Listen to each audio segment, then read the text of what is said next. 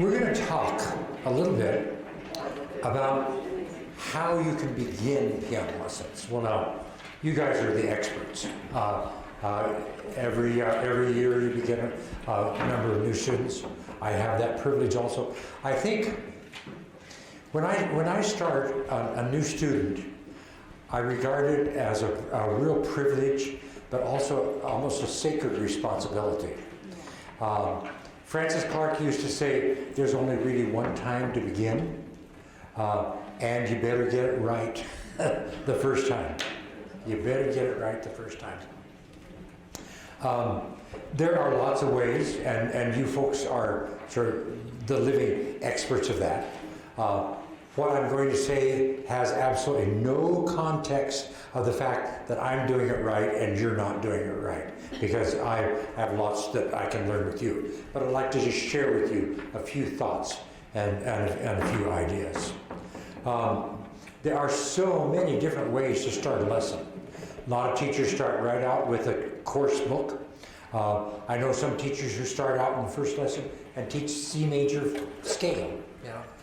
So many different ways. One of the things that we have to realize is students come also with their expectations and also some fears. I think students in general wonder if they're going to like the teacher or if the teacher will like them. There's a lot of baggage that students bring with them into that very first lesson. And because of that, I try to approach the first lesson actually with sort of some icebreaker activities where the student cannot fail. Now, what can I do in the first lesson that the student feels successful? And in order to make the student feel really comfortable, a lot of times I'll say, well, can you play a piece? Here we are at the piano, can you play a piece? And most students can. It might be Peter, Peter, Pumpkin Eater, or Briam Pum Pum, Briam Pum Pum, Briam Pum Pum. Most students have a piano at home and somebody has taught them how to play a piece or two. And so we celebrate the fact that we're just going to carry on from where they are and learn more about the piano. And then in the guise of icebreaker activities, we explore what the piano is made out of. Now, nobody can fail at that. So they've got wood and they've got metal. They look inside the piano and they see cloth, the felts, and they will say that the keys are plastic. Almost no students regard that as ivory anymore, and most pianos, virtually no pianos any new pianos have ivories. Anyway, so yeah, we got a whole list of stuff that the piano's made out of. And then we look at the black keys, and we see that they're in groups of twos and threes, and we may count how many twos have you got and how many threes have you got, and this kind of thing. All the stuff that are fail-proof activities. We investigate sounds, that they can make loud sounds and quiet sounds. And then we discover that there are places where the sounds are higher and lower. So we're getting sort of keyboard geography mapped out. Higher and lower, long sounds, short sounds, quiet and loud. And after we have discovered a little bit about the keyboard, I will give the student some cards to put out on the piano of high, middle, and low. And so we find that the low sounds are down here, and here we got middle sounds and high sounds. And I use those actually for several weeks in my lessons. And when the student comes back for the second lesson, I'll have the cards mixed up. And I'll say, well, the cleaning lady was here, but she didn't put the cards out right. Can you help put the cards out? And so we get that all mixed. So it's a little bit of reinforcement. Where are the low sounds and where are the medium sounds or the middle sounds and the high sounds? We also learn in those beginning, in those in that beginning session about upward to the right and downward to the left. That's a very important concept, and I would urge you to use that phrasing, upward to the right and downward to the left. Students come to their piano lessons and they know that this direction is up and this direction is down, and it's a whole new concept to think that upward is to the right and downward is to the left. I'm a firm believer in exaggeration in these. In fact, I think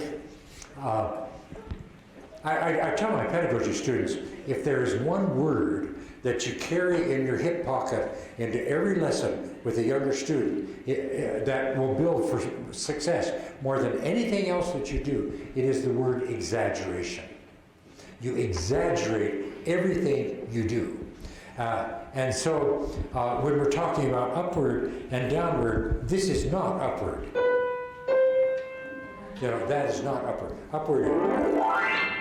Upward to the right, downward to the left. Big arm sweeps. And it can be clusters, you know, it can be glissandos, but, and I do not, in the beginning lessons, I don't do anything with the right hand going downward to the left.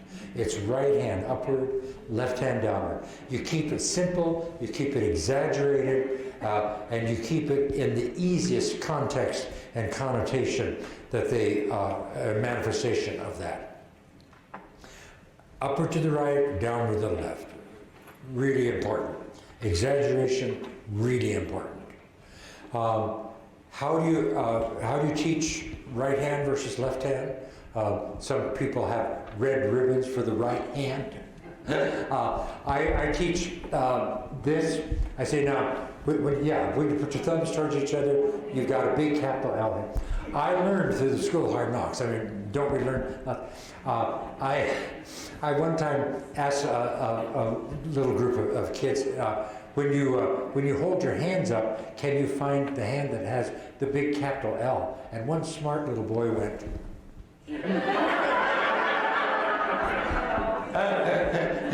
And so I've always prefaced that request by saying, when you point your thumbs towards each other, can you find the big capital L? Yeah, you point your thumb, and there's a big capital L.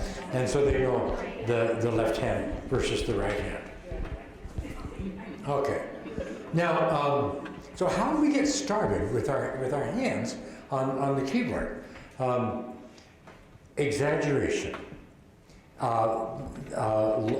Years ago, I thought, what are the largest, most exaggerated gestures that we use, technical gestures that we use at the keyboard?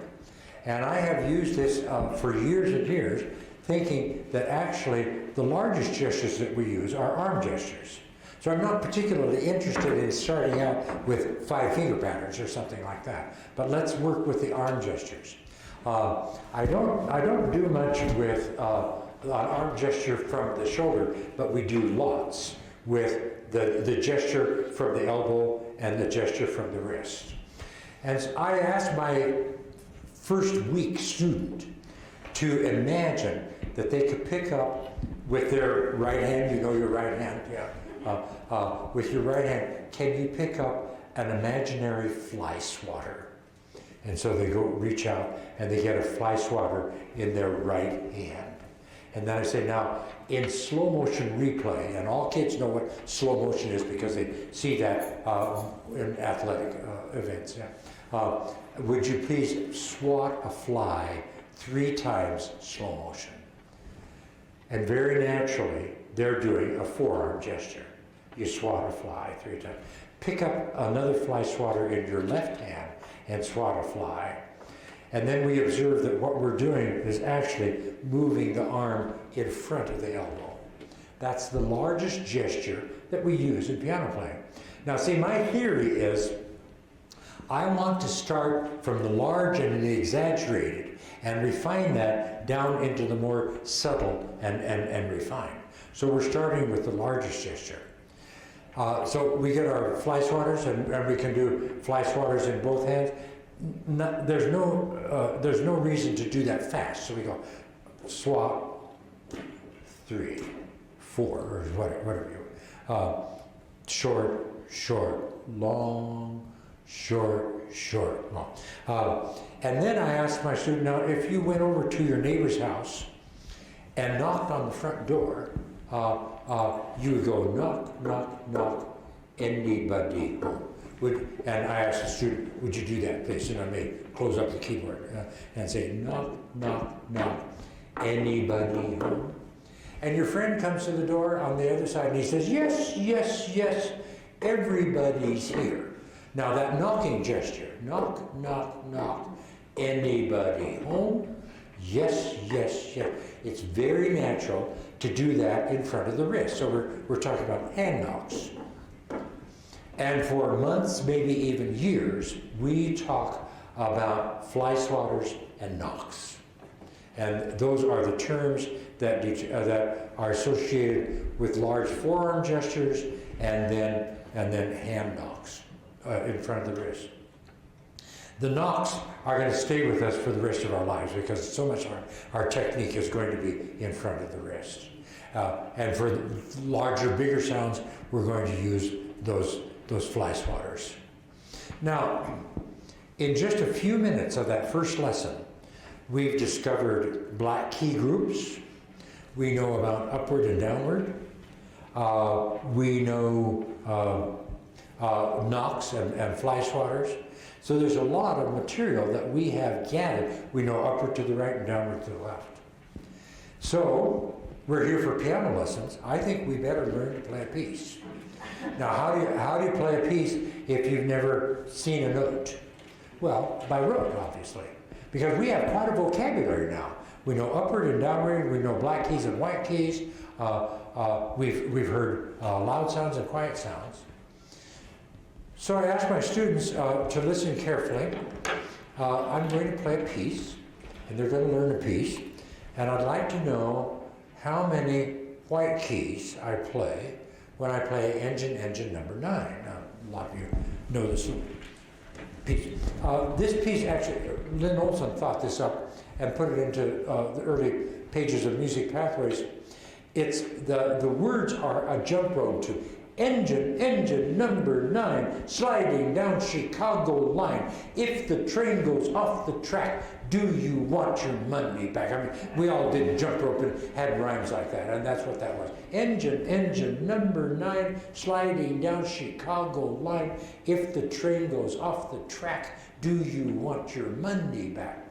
Now, what Lynn did with that was to write a black key piece. My question for the students, and I would like for you to observe a little bit, I'm going to model how I teach a rote piece, okay?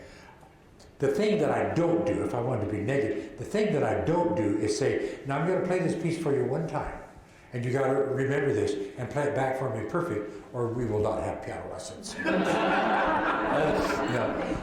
So the first thing I do is to give the students something to observe that they can't miss. So the question about engine number 9, which is a black key piece, is how many white keys do I play? So they're looking very carefully, and they keep waiting for me to play a white key, and I don't, because the piece goes engine number 9, sliding down Chicago line. If the train goes off the track, do you want your money back? Okay, so there's our piece, and they say, well, you didn't play any white keys. And I said, that's just remarkable that you saw that. You're going to be a wonderful piano student. That's just great. So, okay. So, now I could say, now would you play that piece back for me? But it's too early. When you're teaching a rote piece, you need to give the students ample observation times and ample times to see it illustrated before they're asked to play. So I've got to think of another question. And I say, well, okay, so we know that there are no white keys. I'm going to play in the black. Do I start, exaggeration, do I start by going upward to the right or downward to the left? And so I get to play it once again. Yum bum bum ba dum ba ba, and we can sing it together. Sliding down Chicago. Okay, Now, the student is ready to play, but I say, no, there's one other question I have to ask you. And you may know the answer, but I want you to hold your answer until I play this on there. Do I start with a group of 2 blacks or 3 blacks? Okay. So we know it's black keys. We know it starts by going upward to the right. And now this will certify that we're starting on the 2 blacks. Very good. Okay, so that's great. And then before I will allow the student to play on the piano, I have them, exaggeration, I have them shadow play that up in the air. And we talk about supported third finger. You can do whatever you want to on that. But, and so they play and we sing together, engine, and obviously their arm will move rather exaggerated to the right and to the left. But we got our piece. We've got our piece. Engine, engine number 9, sliding down Chicago line. And that's just great. And then they can play. Now, I may jump ahead a little bit, but I want to tell you there's a little method in that madness, because I'm going to use that engine number 9 in many different ways. The purpose of it in this first lesson is so that the student goes home playing the piano.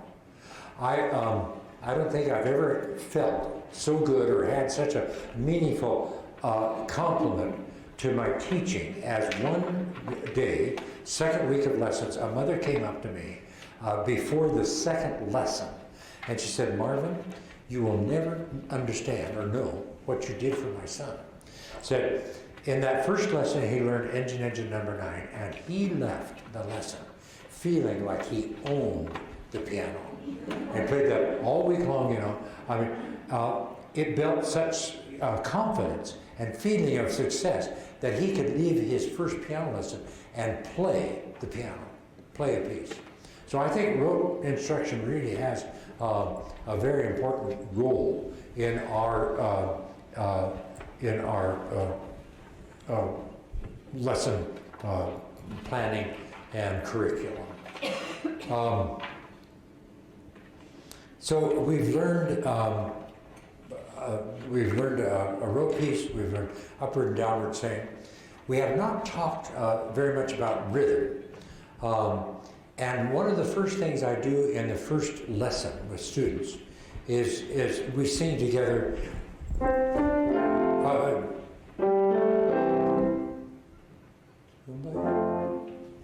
Here. Finally got it. We do Kumbaya. Practically all the kids know that. They've done it at camp or something. It's very interesting that in Kumbaya, there's always sort of a question and answer, and the answer is always short, long. Kumbaya, my Lord, short, long. Kumbaya, my short, long. And so in the first lesson, the student and I are singing that, and they tap short, long, and they draw the long down their arm as long as the sound goes. I'm not terribly fond of short, long, because there's nothing that happens there. Short, long, kumbaya, my Lord, short, long, kumbaya, short. Okay, so we got some rhythm going there in the first lesson, and that short, long obviously is going to turn into be quarter, half note, or something like that. So off we are. We're running, and we've learned quite a bit in the first lesson. Also in the first lesson, I send the students home with a second rote piece. If I have a class, we'll sit down on the floor towards the end of the lesson, and I will tell them that I'm going to teach them a piece about a man who does everything sort of backwards. His name is even funny. He's called Ebenezer Sneezer. I want them to listen, try to remember one thing that Ebenezer Sneezer does sort of backwards. And the song goes, Ebenezer Sneezer, topsy-turvy man, walks upon his elbows every time he can, dresses up in paper every time it pours. whistles Yankee Doodle every time he snores. Oh, Ebenezer, what a man. So it's a little C major scale, it's a little scale piece, you know. And one of the things we do with that eventually, I will have masking tape squares taped on the floor, and with the group, after we learn this piece, this is second week or third week, we'll go Ebenezer Sneezer, topsy-turvy man, stepping up to the right, walks upon his elbows every time he can, stepping up to the right, and then running downward to the left. Oh, Ebenezer, what? And we fall over each other, you know. So that's fun. That's fun. So we have a couple of pieces that we can play. In the students' very first assignment, and I send them home with a full page assignment. They have some exercises that I'll talk to you about, warm-up exercises, but they have these two pieces that they have to play. The assignment, when I assign these two pieces, they have two rote pieces that they can play, and I ask them, these are first week piano students, I said, I want you to experiment. And I want you to decide whether it is best to play Engine number 9 with fly swatters or with knocks.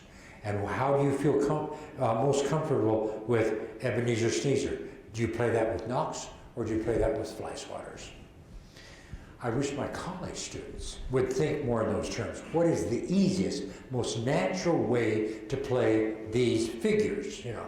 And the students come back and say, oh, Ebenezer Sneezer is definitely a knocking piece. Ebenezer, Sneezer, topsy. And as I go from one note to the next on engine number 9, that can be a fly swatter. Yeah. It doesn't matter so much to me the answer that they come back, it's that they are thinking about gesture and speed. And that's what our more advanced students don't think about. They don't think about the gesture that is most applicable to the speed of their piece. So we learn, in the first lesson, let's talk a little bit about first week technique. In that first lesson, we also learn about the cluster. I have my students put their hand out flat we can do this on the closed key cover, put their hand out flat, and then slowly draw their fingers in together so that the fingernails are lined up in a row and visible, and then the thumb is shaped curved along the side of the hand. So we've got what we call our cluster. And we can do that again. I have them practice drawing their fingers in so that the fingers there's no space between the fingers, which is actually the secret to success on that. When the fingers are touching one another, they're supporting one another, and that feels really strong. What's a problem with elementary technique is that when the fingers are isolated, they don't feel strong, and then you get all this wobbly stuff around. Starting with a cluster is very, very helpful. The sum is stronger than the whole is stronger than the sum of its parts. And so we play, a part of their assignment is to play clusters moving upward to the right in the right hand, left hand clusters moving downward to the left, but they're learning to feel and touch the keys on the tips of their fingers. I wish all of our students realize that there's only one place on your finger where you contact the key, and that's the tip of the bone. I still have intermediate level students, and they're playing scales, and every time they cross over the scale, they go flat, and they need to have that lesson preached very much, that you always contact the key with the tip of the bone.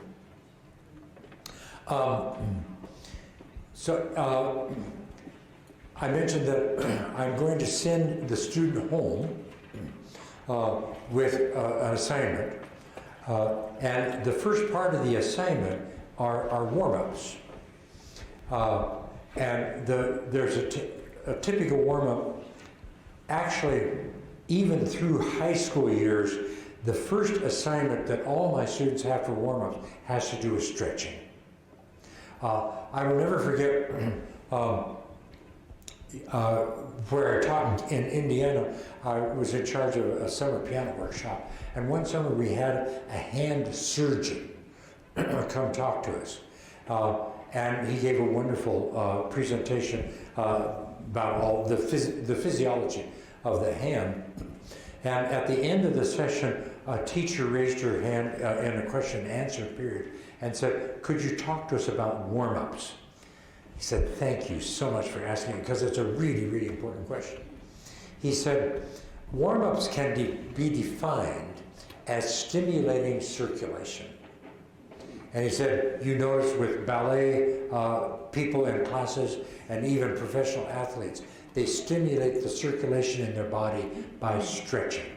He says stretching has a natural tendency, when you stretch, it forces blood out of the muscle tissues, and when you relax, the blood comes gushing back in. That is stimulating circulation. So with the little babies, I put on the first thing on their assignment is to do 10 stretch grabs. And they go stretch, grab, stretch. Now, it's a little bit like our example at the end of the other section about tension and relaxation. Because the stretching is the tension and the grab is the relaxation.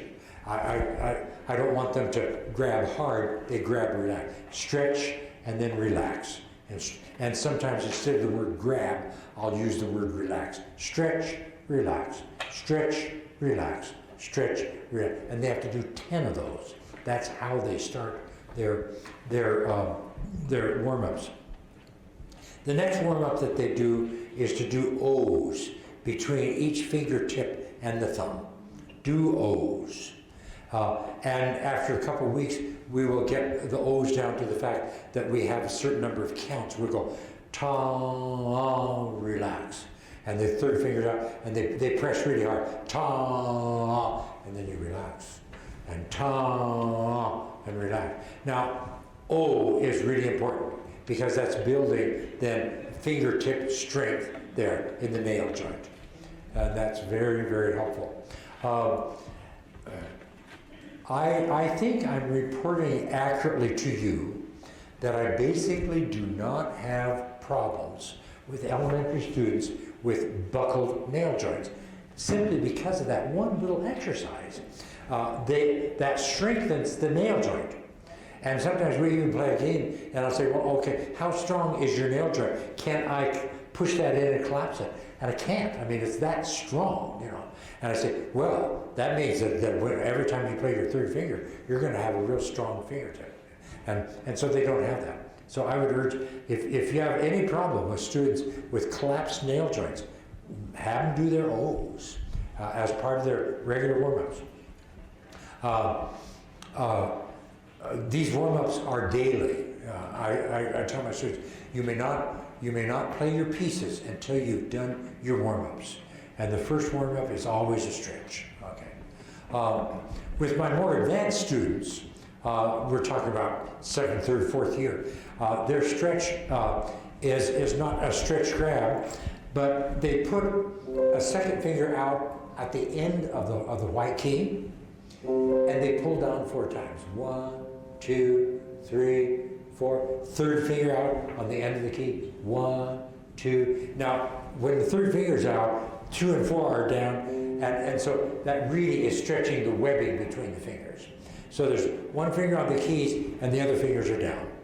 Fourth finger out on the key, and 3 and 5 are down, and the fifth finger down. So we go 2, and with each note, they do 1, 2, 3, 4. They stretch it 4 times. Okay, then they go back. That's on their assignment from the very first week. Some aspect of stretching. For the little babies, it is stretch, grab, and then working with their O's. Another thing on their first assignment is that they are to touch their ears with their shoulders 3 times and relax. relax. So what that is all about, and you know, it is to foster a relaxed torso. Nobody plays a piano like this, but they don't really know what it feels like to let it go. And that's our playing position. So you do the exaggerated stuff and then feel the relaxation of that.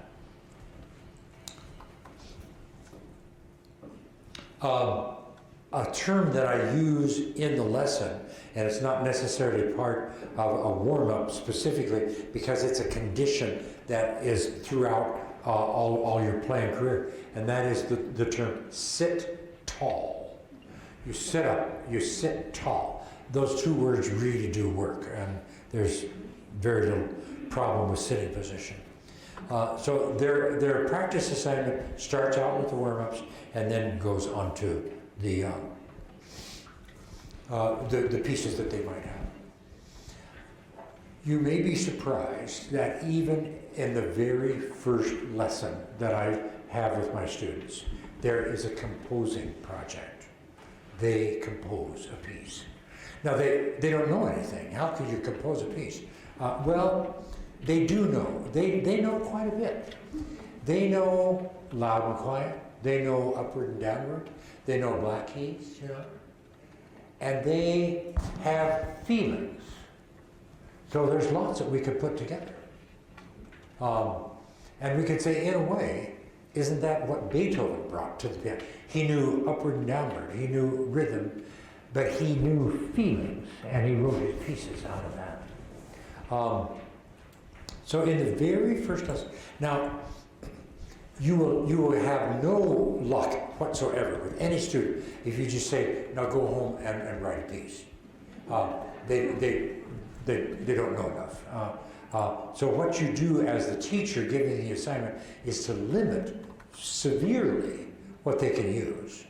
Typically, my first composition assignment goes something like this.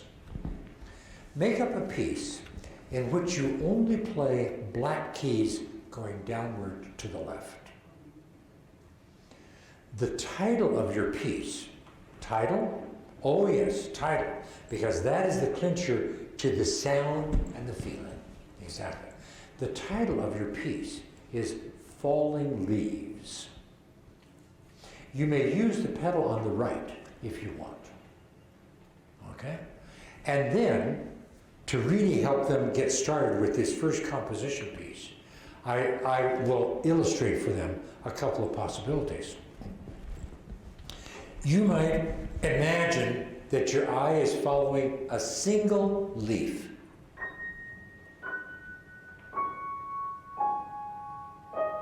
As it falls.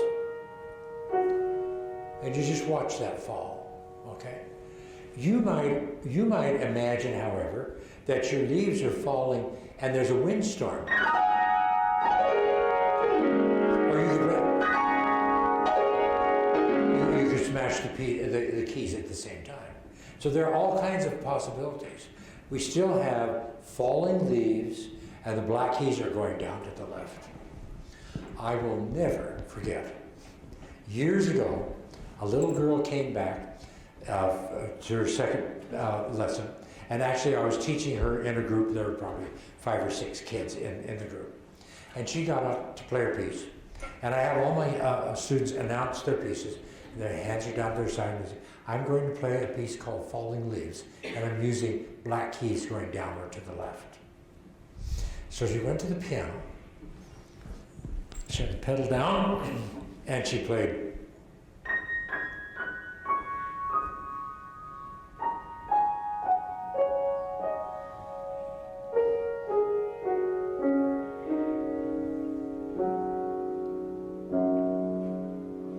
She played it better than that. It was just spectacular.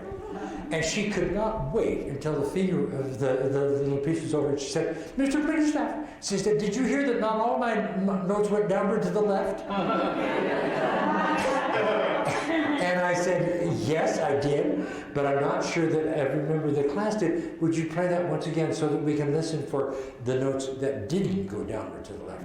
And she played it the second time just to be, ya-do-do-do-do, ya-da-da. It was so wonderful. And And so she finished it the second time, and before I could comment on anything, she said, "Do you know why I did that?" And I said, "Well, I think I do, but would you share with the class why you did that?" She said, "Because if you really look at a leaf and it's falling, it doesn't just go that way. It goes ya da da da ya da da da." I thought that was awesome. I've been dedicated to having my students compose pieces ever since then. All you have to do is think of some projects, and actually what you can do is associate a composition project with what they're learning. I mean, they may be learning about fifths or something like that. Well, they can make up a piece with fifths. May I give you a warning sign? The piece must have a title. Because what we're trying to put together through this composing project is that music expresses feeling. Music expresses feeling. And I think if you were to write a job description for yourself as a piano teacher, I think the first sentence in your job description should be, "I am a piano teacher because I want my students to associate life's experiences with sound." Okay? Let me, I fear that I might, let me tell you a little story. Practically all of you know the name Richard Chronister. Richard Chronister, unfortunately, is no longer living, but he was a giant in piano pedagogy in the mid-20th century. He actually taught with Francis Clark at the New School for Music Study. You could say Francis Clark was his pedagogy teacher. But he went on to found his own music course with David Cranfield, and he actually started with James Lyke, the National Conference on Keyboard Pedagogy, and the Piano Teachers Magazine Keyboard Companion. So he was really influential. We would not be where we are in our profession today without Richard Chronister. In the very first editorial of Keyboard Companion, Richard Chronister wrote, and this is pretty much a direct quote. He said, "We piano teachers must realize that piano students come for lessons for one reason only, colon." What was he going to say? He said, piano students come for one reason only, to make exciting sound at the piano. If you had to fill in the blank there, what would you write? Now, Richard Chronister was a very wise and experienced piano teacher. Piano students come for one reason only. Some of us might write because their mothers make them or something like that. But I think Richard really had his ear to the ground, and he was really sensitive to what kids want out of piano lessons. They want to make exciting sound. No wonder we have such dropout rate when we start C, that's your first lesson, go home and practice, middle C, and middle C, and middle C. Isn't music great? No. But for the little girl who went, ya do do do, yeah, that's quite an experience. And she was associating musical sound with something that she had observed in nature. And it was really quite an expressive composition. Yeah, we have to remember that about why we teach and what we can accomplish with our youth, the composer pieces. But the reason I'm mentioning this is that every piece needs to have a title so that students get closer and closer to the fact that sound expresses feeling. Yeah. We should make a sign for our pianos and put it up here and say, I am in the business of teaching musical expression.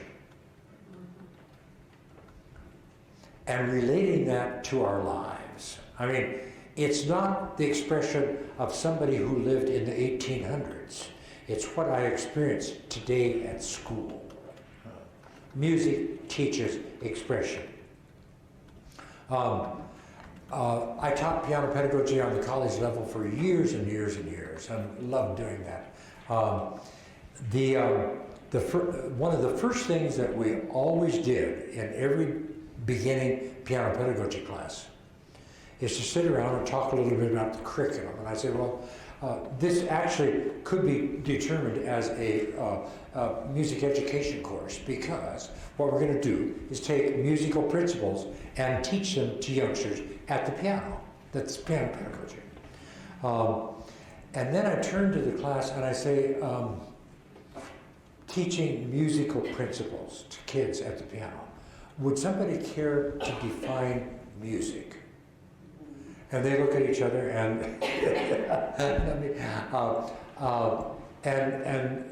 they try to define music. And somebody will start out. Interestingly enough, almost every year I think the definition starts well, because it will go music is expression, or music is the expression of. And then I play devil's advocate and I say, okay, let's talk about what does music express? Music is the expression of. And the more we discuss that, we realize that there is, in a way, no human emotion or experience that is not expressed in musical sound. I mean, so we put in a phrase, music is the expression of the total human experience. And I mean total human experience. And then I, again, in the role of devil's advocate, I say, well, okay, so I'm really angry and I pick up a rock and I throw it through a plate glass window, which makes a sound, so it's a sound, and it's an expression of my anger. Is that music? Or I might even talk about a bird chirping, and it may be beautiful. Is that music? And then we realize that what's missing in those two scenarios is the role of the composer. So we put in a phrase, music is the expression of the total human experience through organized sound. A composer has come along and organized the sound. All right? With the little You the Composer pieces that the students are composing, we're expressing, and the title helps tremendously to refine what that expression is, or to define what that expression is. And they have organized that sound. They are the composers of that. I think having students compose is very important. Notice they don't write it down. They don't have the slightest idea how. Some kids will try to kind of graphically picture what's going on. They'll do something with sounds going down or something, but they hardly even know how to write a quarter note. But they can make beautiful music, just beautiful music. I'll never forget that experience with that little girl. How old was she? 7, yeah. Had her for a couple of years, and it just got better and better. Yeah. Anyway, so we've got technique. We're talking about Pedagogy 101, or Basics 101. And we've got rhythm with kumbaya melo, short, long, and we can define that or expand that into quarters and half notes, etc. I tell my piano pedagogy students that they must make out a lesson plan. They have to plan a lesson if you're going to be successful. And the first thing in writing a piano a lesson plan is to write the acronym TERRAC at the top of your sheet. You have a blank sheet, you're going to write a lesson plan, and so you write TERRAC at the top of your plan. Each letter stands for a component that will be included in your lesson. T is for technique, E is expression, one of the R's is reading, the other R is rhythm, A is oral work, ear training, And C is creativity. Now that is not a chronology of the lesson, but it is the total content of your lesson. TERRAC. Some of these things can be combined in one activity, but in order to have a well-rounded lesson, you must basically touch upon that. And if you do, you've got you've got a really good, well-rounded lesson, and you're going to be assured that you're covering your bases week by week by week. It's a very good discipline, rather than just saying, well, here's the next piece in the book, and we'll do that. Yeah. At first lesson, were you describing how long a lesson? Oh, that runs about 45 minutes. Yeah. With my very beginners, a lot of the parents, and I'm comfortable that they have a 30-minute lesson, but rather quickly we move up to 45 minutes. And basically all my intermediate level and high school level kids are taking 60-minute lessons, which is a real blessing because you have time with them. Now, let's talk a little bit. So we have our TERRAC. So you up at the top of your sheet, you've got TERRAC, and there's another little alphabet drill that I would urge you to incorporate in your lesson plan, and those are the letters OTB. OTB. Anybody know what that means? Off the bench, absolutely. Off the bench. OTB, off the bench. Especially for younger students, it is just so helpful to have some moment planned when the student is going to get off the bench. And usually these are rhythmic reinforcement drills where we are marching around, something like that. But it's a change of pace, and it really is helpful to keep the lesson fresh and working.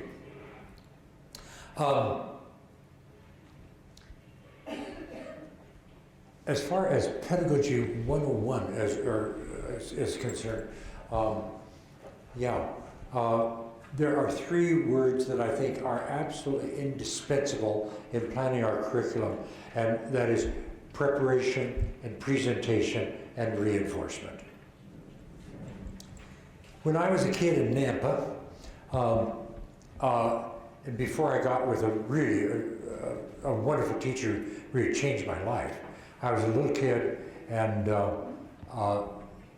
was in my lesson one day, and the teacher said, we don't have much time to talk about this, but your next piece has 8th notes in it. Now you count 1 and 2 and 3 and you go home and learn the piece with 8th notes. So I went home and I counted 1 and 2 and 3 and came back and played the piece the next day, the next week, and I played 1, 2, 3, and 4, and 1, 2, 3, and 4. You know, all the notes were alike. Okay.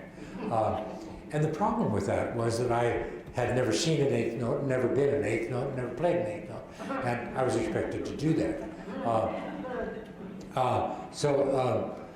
The problem there was that she made a presentation, she had made an assignment with no previous kind of experience. And I think we need to think about that.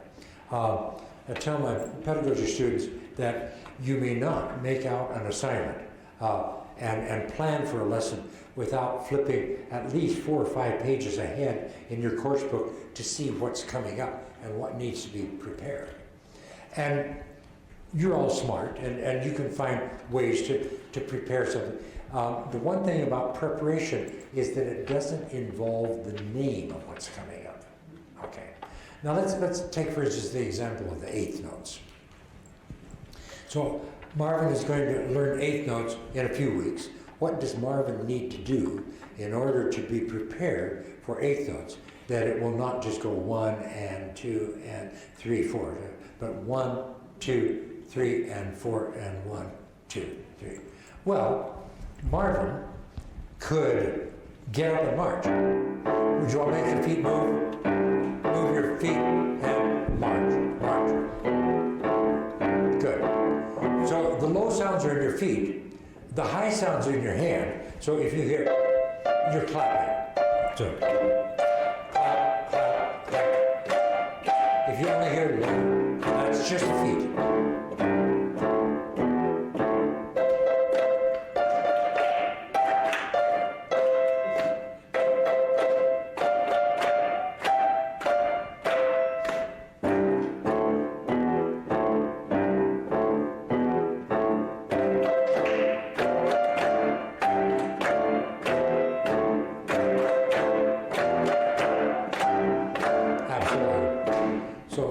Marvin becomes an eighth note. Yeah. So you have your steady beat in your feet, and you can subdivide that. And it could actually be even simpler than that. But those kinds of response activities can be very, very helpful. You don't read it, you hear it, and you respond to it, and your body becomes the eighth notes. Very, very important. I brought along another thing. Here we go.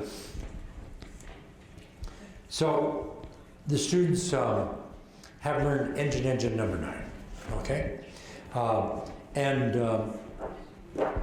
so they can come back and everybody can play that. Okay, great. In a second week, when the students might play that, I will go up to some kind of a whiteboard.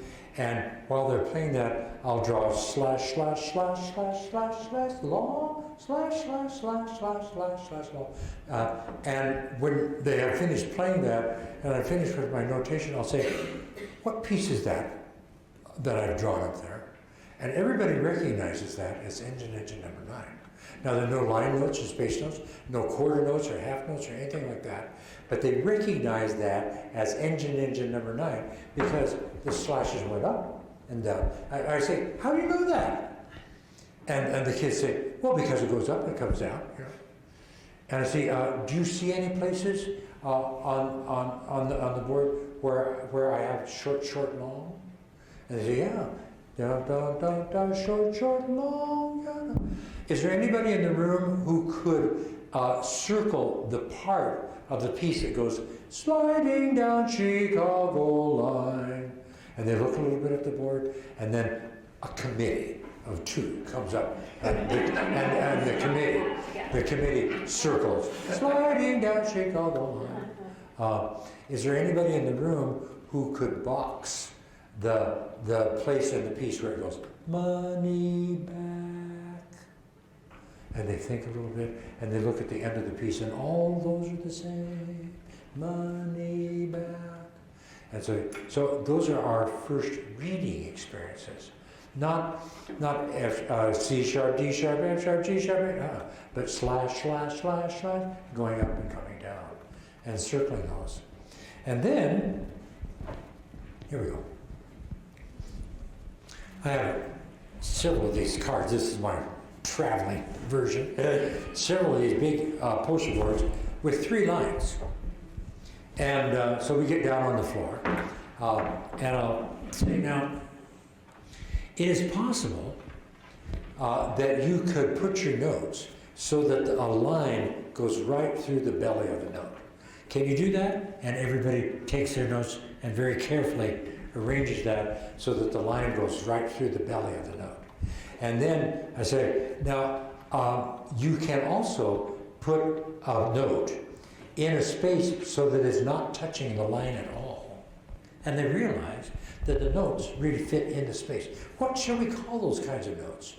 And the class or the individual said, well, let's call that a space note. Go for it. That's a space note.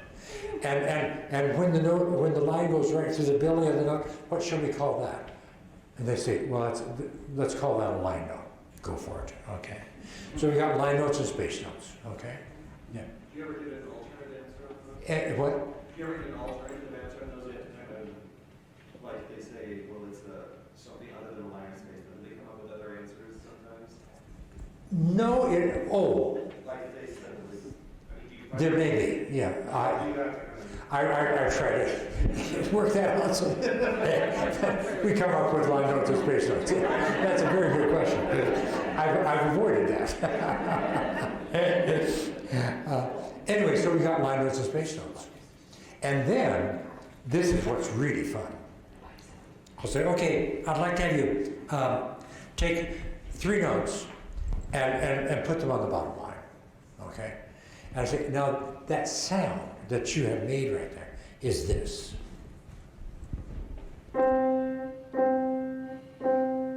Three sounds that stay the same. Would you sing that with me and say la, la, la? Good, okay, good. I'm going to change one note, and I want you to move that so that your card is my sound. And so I go, and they realize that they changed that last note, and then went up a skip. And I say, well, let's sing that once again. And we sing, start, repeat, skip up. And then somebody comes to the piano and plays it, start, repeat, skip up. And this gets, and they can get more notes. It's very typical that we'll have 4 notes, but they get really good at that to the point that you would say they're taking melodic dictation. And it will basically just involve skips and steps, but we go with your 4 notes. Can you do that? And they sing la la la, and they add words: start, skip up, step down, step down. I cannot tell you how helpful that is in reading preparation. In reading preparation. They're seeing that, they're making it, they're manipulating, exaggeration once again, how much better it is for them to get down on the floor and manage those notes around and work with that, and apply that to the sound that they heard, singing it, you put it all together. Singing, writing, playing. Okay. That's helpful. Okay.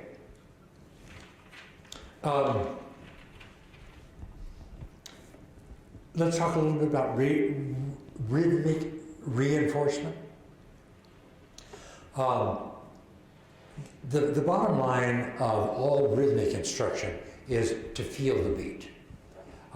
Getting kids up, marching around like we were doing, where you were doing it in your feet, and the kids do that. It takes just a minute in a lesson, and that is so valuable. March, march, march, and then, let me tell you, there is a way to do that successfully, and a way that will frustrate your students to the point that they'll quit piano lessons. To do that successfully, you must repeat the motive a lot before you change it. You cannot expect anybody to stay on board if you go and they start to march and then you go.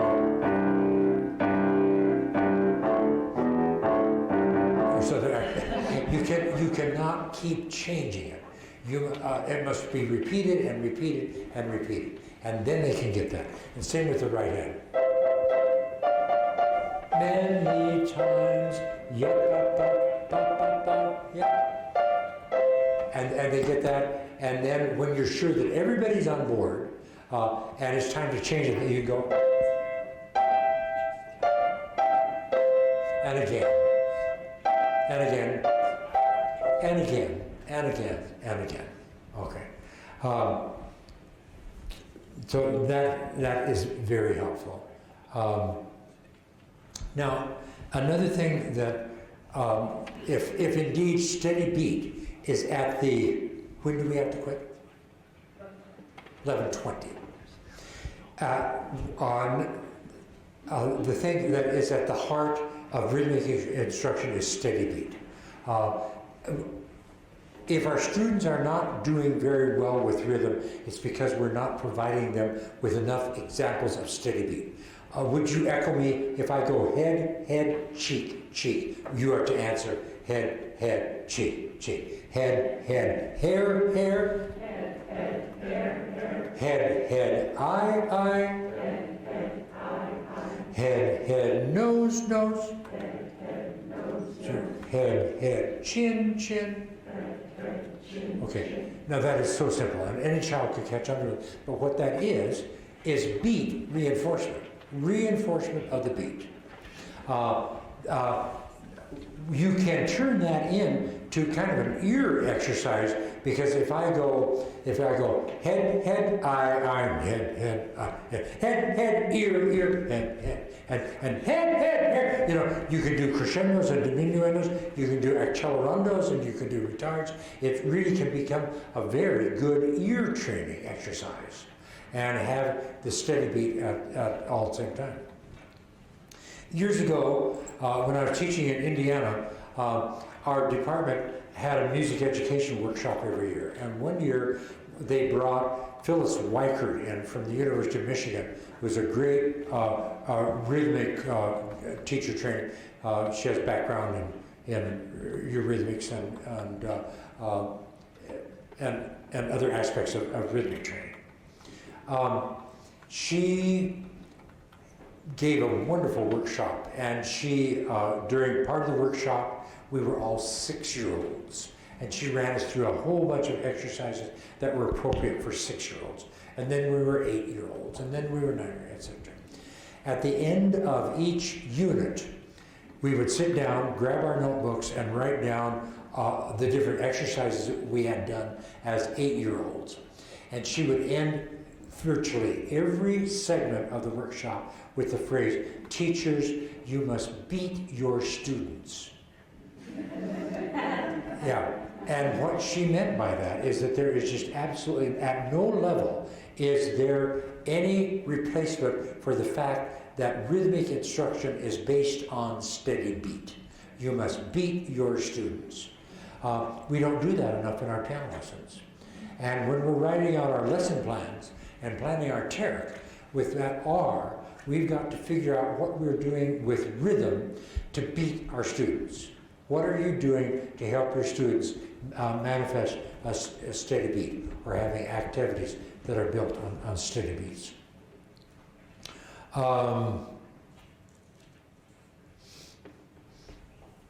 Do students count in lessons? Absolutely. What do they have to count? That's up to you. It doesn't matter what students count. It matters that students count. Yeah. So I think students have the obligation that they are responsible for counting any aspect of their piece, or any moment in their piece that we might ask. There are other ways for rhythmic reinforcement. I have packets of rhythms. I don't think I brought any of those along.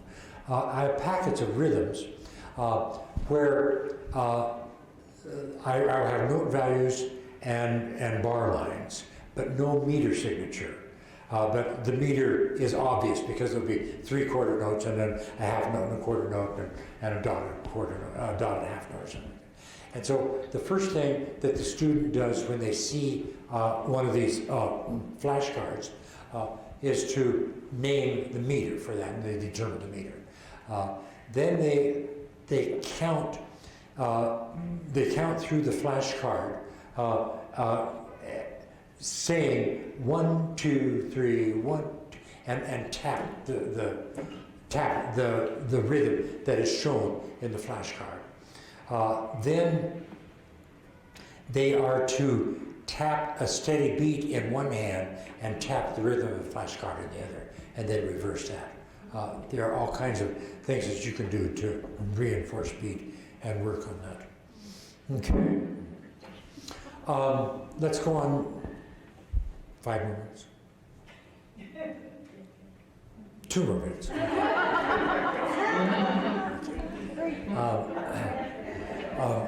Talk a little bit about reading reinforcement. There are all kinds of books that are available for reinforcement of reading. I have found that my greatest success in having my students become fluent readers, and I'm really quite proud. I check very frequently reading new assignments and things, and I'm quite comfortable that my students are really on board and up to snuff with their reading activity. I attribute this to the fact that they got started reading from reading landmarks. Francis Clark was one of the first teachers that did that. Francis Clark sort of revolutionized piano teaching in America. Whether we realize it or not, we all owe her a great debt of gratitude.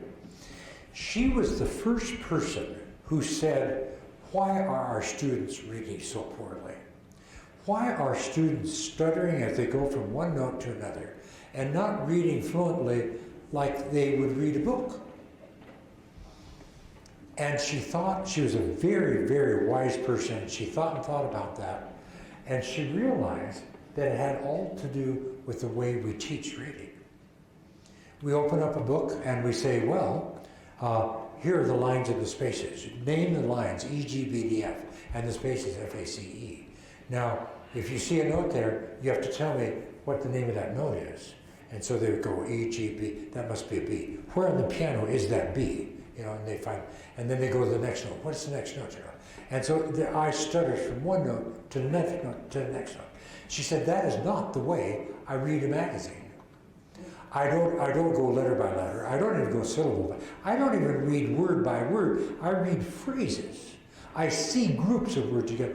Why can't piano students see groups of notes going upward and downward and skips and steps and things like that? She's the first person that thought about that problem. And so she said, well, so how are we going to do this? And she said, the first thing you have to do is strip your student from all of the information that we've been giving them and give them what is essential. If they're going to read, they've got to know how to go from this note to this note. What's that distance? It's a skip. Okay, fine. Now that skip can apply to the bass clef, and it can apply to the treble clef, it can apply to the ledger lines, it can apply universally. Then we're really ahead of the game because we're avoiding having to name this note and then having to avoid this note, and so our eye is focused entirely here. Our eye now is freely seeing the shape. Exactly. Exactly. And that has revolutionized reading. I think if we're going to be successful with reading with our students, we have to find ways in which we can reinforce the fact that they're reading shapes. And I think skips and steps is really the way to go. Then another thing that Francis Clark did was to say, one of the problems with the way we've traditionally taught is that every note seems to have equal importance. We go E, G, B, D, F. Well, that must be high F, you know. That's it. Instead of saying, well, there are a few landmarks, and if I know where treble G is and bass F, and we all ought to know about treble G and bass F, because that's what those signs are. That treble clef is an old-fashioned G, and the bass F is an old-fashioned F, and they're showing you where G and F. Well, let's go for it. So we got G and F, and then if the notes go up from G, do they go up by skips or steps? So you know one note and you can read a whole piece. And that really revolutionized the way piano students' eyes looked at music. And we can reinforce that. If you're not comfortable with the way your students are reading, with a reading level, you have to think really carefully, what am I doing to get their eye to flow with the shape of the music? And naming every note may have to go out the window, because that's not the essence of what we're doing. Okay. We got a few more pages here. Along with that, let me tell you something else that I figured out. I play a little game. Would you folks put your right hand out on your lap? I play a little game with my students, and I think this is closely allied to reading success. Play finger one, go up a skip, up another skip, down a step, down a step, down a step. What finger are you on? Let's do it once again.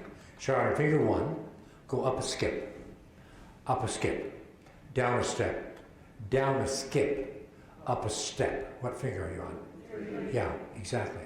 Don't you wish that your students' hands would react that way when they're reading their music? I think every student has the right to believe that all music is a 5-finger pattern. I say that really sincerely. All student has the right to believe that their hand is going to stay in that shape, and that all they have to do is read the interval and respond with the correct fingering. See, our students think that they cannot assume anything about what finger plays the next note. And we should teach them. And that little drill is so helpful. It's kind of a fun game. Start on finger 1, go up a 5th, down a 4th, up a 2nd, down a 2nd, down a 2nd, up a 3rd. What finger are you on? That is worth its weight in gold. And that transfers directly into how we respond when we're reading. We should assume that if the music goes up a skip, you will skip a finger. Yeah. Okay. Left hand also. Got that one? Okay. No. There's lots more. Thank you. Let's have it.